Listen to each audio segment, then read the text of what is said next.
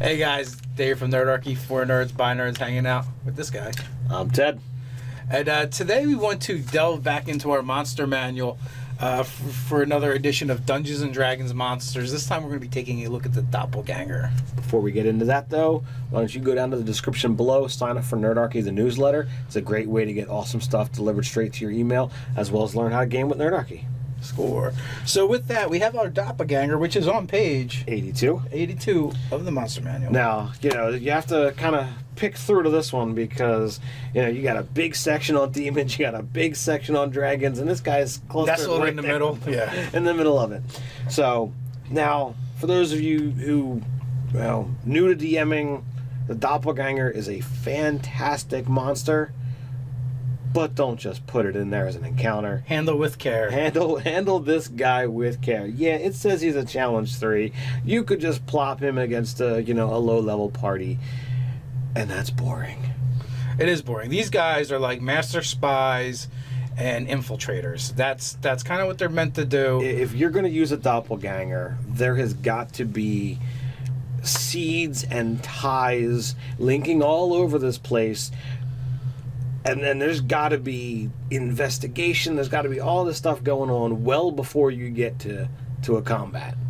So there's a couple ways to look at this. First of all, they're either the mastermind or they're kind of a lackey. Right. But that being said, they can be kind of an interesting lackey with their own agendas and definitely, subplots, and as fluid as their form is, so might be their allegiances. Mm-hmm. They're greedy, they're lazy, is what it talks about in the description. So they're like, in my opinion, all-star parents. They have this awesome method of propagating the species, which is to turn into a male, impregnate somebody, and seduce a female, impregnate them, and then just take a hike and let that species raise the child. In adolescence, it'll actually become a doppelganger and go off to see. Makes me feel real good about my niece and nephew, since you think that these guys are stellar parents. All star. Well, at least your sister's there to take care of them. There's hope. There is hope yet. There's another. So, there's some really great stuff in there. It talks about being able to, steal their secrets because they've got the ability to just read thoughts. They don't need to be in the same room. They don't need to be touching you. They can do it from 60 feet away. So these guys have the ability to just be anyone because they can just shape change at will. And, I'm going to just walk down the city streets and I'm going to steal this little secret here and steal this little secret there. And next thing you know, they've got all the info. They've got everything they need. So it's fantastic to be able to have it from that part. It says that they're swindlers. They'll work in small groups. So as Dave says, they could be they could be the boss or they could be the lackey. Well, really, they could be both. So you've got a small cluster of these guys, and they're doing whatever it is you want. They're walking around, they're stealing information, and they're going to blackmail the council. They're going to find out where the princess is being kept. These guys are not going to be your heroes. They're not going to be the ones trying to change the world. They're trying to do as little work as possible to have the best life as possible. So my thought was, right, like the doppelganger wants to keep its victims around because it might need to keep going back to them for information, right? Especially if they have a long-term ruse they're trying to perpetrate. Not perpetrate. So I was like, what if they put someone in a bag of holding or a pouch of holding and just kept them with them? But I'm like, when they suffocate, they might need to give them a bottle of endless air or something in there as well. Here, hold this, suck on this for a while, and so I'm thinking then they would be really close and they'd be able to constantly be probing their mind to keep their ruse from being discovered. It might be stretching some of the rules, but I'm the DM. Do what the fuck I want.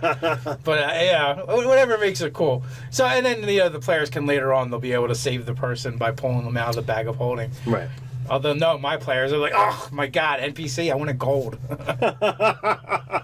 What is that cool magic item? All I got was a stupid NPC. So, But again, so infiltrators, mastermind, like, you know, one of these guys would be really cool for like the head of a thieves guild. Mm-hmm. You know, and you know, and maybe, you know, No, you know, slowly. I say you gotta go one step farther. If you've got a place that's got rival thieves guilds, he's both. He could do that. He's doing that, and he's always setting things up. The whole Janus, you know, and he's setting it up so that they're always trying to outdo each other, so that they can bring more riches back to him. Nice. They're not warring with each other. No. Well, I mean, they're warring with each other. You know, like the lackeys are gonna fight each other and whatever have you, but that's no skin off his back. That's true. You know, they're always trying to one up, and they're always trying to do things, and no one realizes that it's all so that he gets more profit. That, you know, that's all a cool way to go. I mean, you know, supplanting the ruler of a place with a doppelganger would be cool. As well, or the trusted advisor, NPC or family to the party members. I mean, it's kind of cool to do it to the party, but it creates other problems. Like, one is you have to take out one of the players. Now, it doesn't mean they have to necessarily die. Right. And if you have a player that's cool with it, you can be like, look, this is what I'm doing, and this is your role. Very easy to do to a rogue because they've already got a sneaky tacky type thing. Yes, yeah. The other things would be much more difficult, like, you know, spellcaster or even, you know, a strength-based warrior. Right. They may look the part, but they still have the physical stats of what they are. Right. You know? Now, that being said, there's nothing to say that a doppelganger could not have class levels. You know, they could be, you know, imbued with abilities. You know, they could have items that mimic certain effects. Yeah, one that's been around for a while and is really well versed. He may absolutely, you know, keep, you know, a plethora of magic items that he switches back and forth from in order to, you know, perpetrate his different ruses. Right. Now, I mean, of course, that would mean, you know, you'd have to contend with, well, what happens if the players get a hold of this stuff, kind of deal. Right. Oh, absolutely. But it is definitely a way to work around it. Right. So with that, you just have to be careful and you're planning, going, okay, well, how many different things am I going to give them to compensate for being such and such, and, you know, and am I okay with this all falling in the hands of the party? Because this is kind of a relatively low-level monster, right, for CR-wise.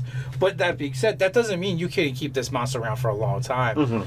Maybe too, even if the players, like if you have a player that enjoys playing that double agent kind of thing, like you get them in on it and they role play this, and you can even give the agreement, you know, in the interim that your character's still alive. He's just he's been taken prisoner. Right. And I'll give you bonus XP if you can actually take the party out. So, but, you know, ultimately you want to try and tell a fun story, and, you know, obviously this kind of monster has a chance of absolutely, you know, taking out the party. So I'm, you know, this edition doesn't really talk about adding monster levels, adding, you know, character levels, but it's completely doable, and you can do as you see fit as the DM. Adding some hit die to this thing so that he can mix with a higher level party and have a correct number of hit points is certainly something you can feasibly do.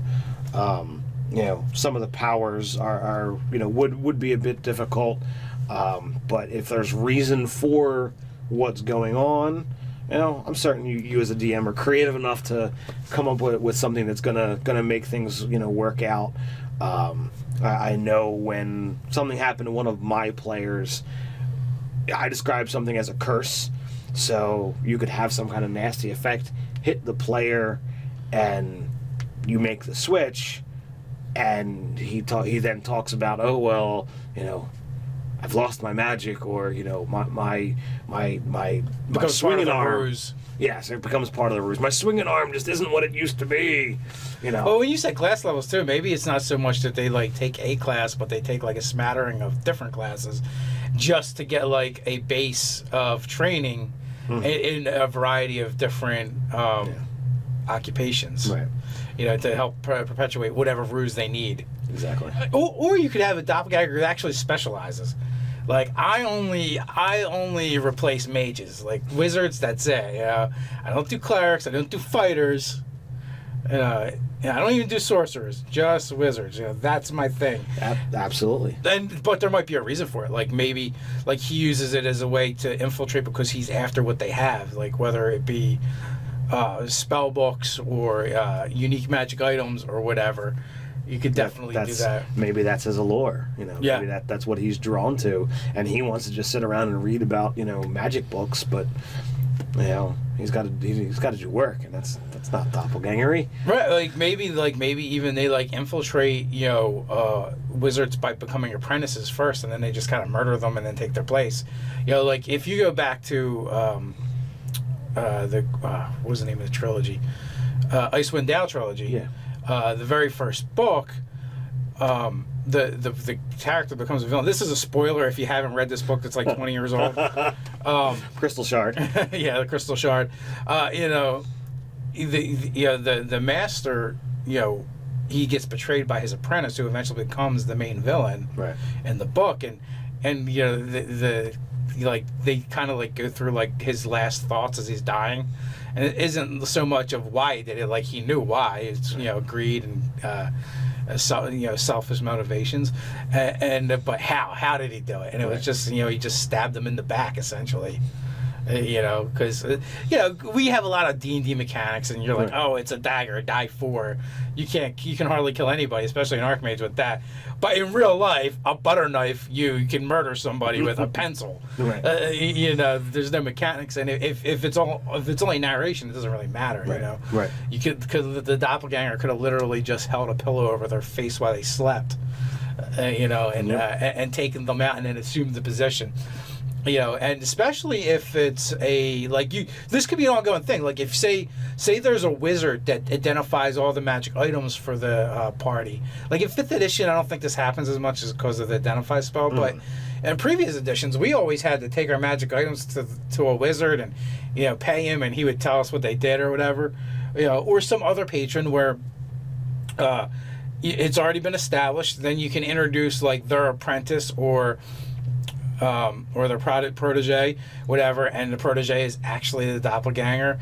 And then you could even do something like do a red herring where the NPC actually sends the players to find out what happened to their apprentice or protege because he's been missing.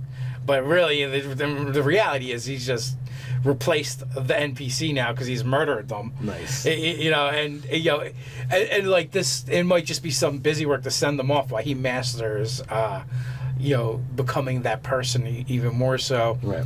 Or you know, maybe he's trying to send them off to their deaths or whatever to get them out of the way just because he doesn't want to be bothered. Right. You know, it's another clue. Yeah, and especially if they've just recently brought a magic item to identify, they're like, oh yeah, leave him with me for a week. Oh, but in the meantime, can you go do this? I'll waive my fees. And then, you know, he's like, yes, score a bunch of magic items, get rid of those pesky adventurers and their dog too, and you know, and it just, you know, and also like, you know, it's a way to like foreshadow. And then if they come back, he's like, oh crap, man, I got to give them back their magic items, and then I got to think of something else. And you could actually extend this. There's been a break-in. Oh, there's been they got it. And then he sends them to retrieve the items, plus some other things that were stolen.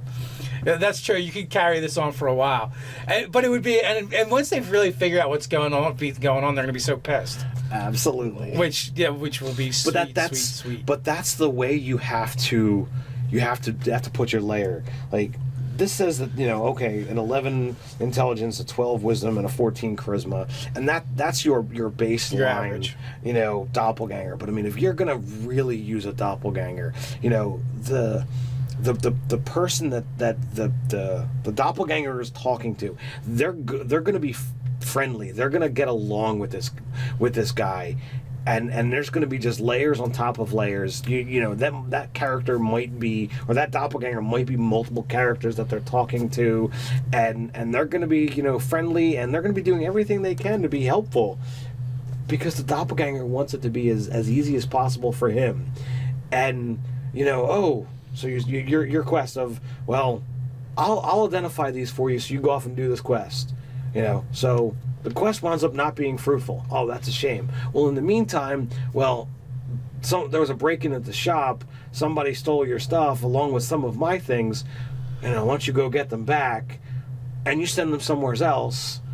They go do this thing. They bring stuff back that you wanted stolen for you.